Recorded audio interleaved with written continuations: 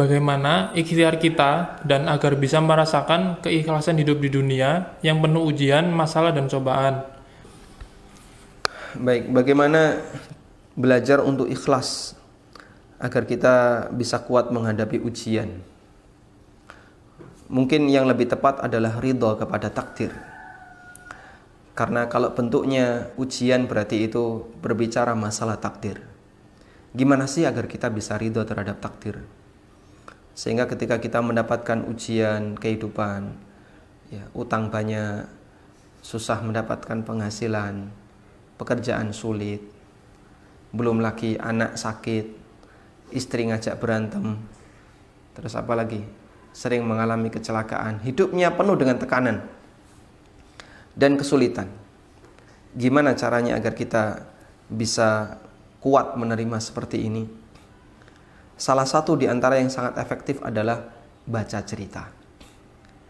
Baca cerita, Anda bisa melihat cerita orang-orang soleh di masa silam yang kondisinya jauh lebih buruk dibandingkan Anda. Dalam masalah takdir, dalam masalah musibah, yang musibahnya lebih parah dibandingkan Anda. Anda baca kisah Ayub alaihissalam. Dan ada salah satu cerita yang diunggah di internet, di web muslim.org.id. Cerita ini disampaikan oleh Dr. Sufyan Baswedan.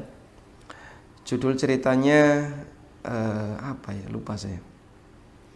Jadi cerita tentang Abu Kilabah Al-Jarmi rahimahullah. Nanti Anda bisa cari di ufid.com tentang kisah wafatnya Abu Kilabah Al-Jarmi.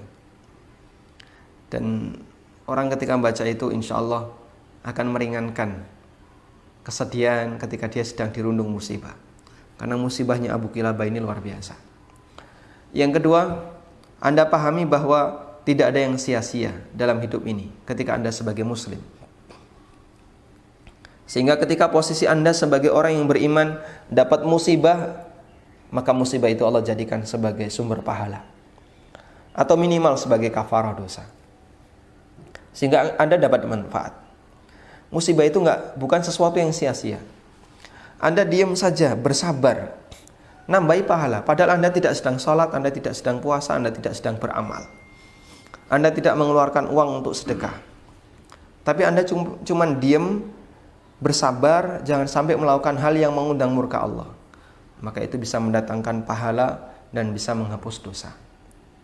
Berbeda dengan orang kafir. Orang kafir yang dapat musibah semisal, dia nggak dapat pahala, dia nggak terkurangi dosanya, karena dia orang kafir. Semoga dengan cara seperti ini akan membuat kita semakin ridho terhadap takdir yang barangkali kita anggap sebagai musibah bagi kehidupan kita. Dan yang ketiga, kalaupun saat ini Anda sedang dirundung musibah dunia, maka Anda layak bersyukur karena musibah itu ternyata tidak sampai merambah pada musibah agama. Dan Nabi SAW berdoa, wala taj'al musibatana fi dinina. Jangan kau jadikan musibah yang menimpa kami adalah musibah yang merugikan dan merusak agama kami. Kalaupun ini rugi materi, ini rugi fisik, ada bagian yang kena luka, ada harta yang hilang, yang penting agama selamat. Dan itulah doa Nabi SAW. Wallahu ta'ala alam.